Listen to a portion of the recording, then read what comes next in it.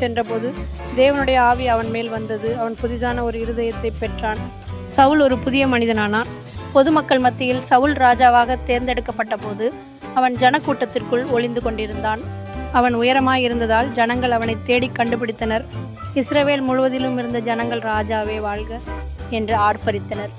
ஆரம்பத்தில் சவுல் ஒரு ராஜாவைப் போல் செயல்பட தயங்கினாலும் அவனது முதல் பெரும் வெற்றி அவனை பலப்படுத்தியது.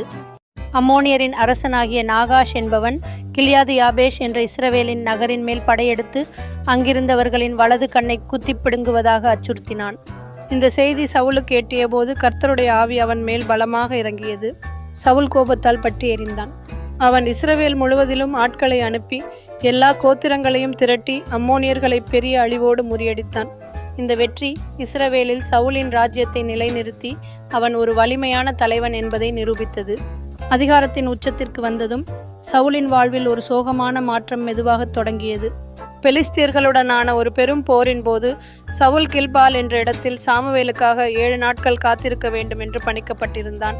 சாமுவேல் வந்து பலி செலுத்திய பிறகுதான் போர் தொடங்க வேண்டும். பெலிஸ்திய படைகள் திரண்டிருந்தன.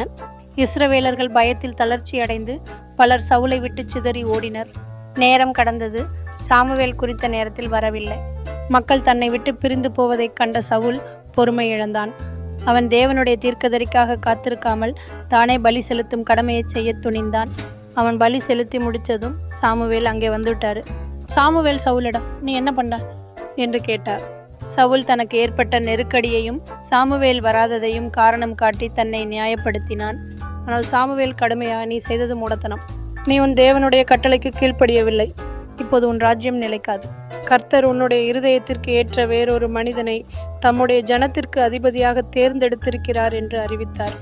இது சவுலின் வீழ்ச்சியின் முதல் ஆணி. சவுலின் அடுத்த கீழ்ப்படியாமை இன்னும் தீவிரமான விளைவுகளை ஏற்படுத்தியது. கர்த்தர் சவுலிடம், அமலேக்கியரை முற்றிலும் அழித்துவிடு. ஆண்கள், பெண்கள், குழந்தைகள், பாலாய் பிறந்தவர்கள், ஆடு, மாடு, ஒட்டகம், கழுதை எதையும் விட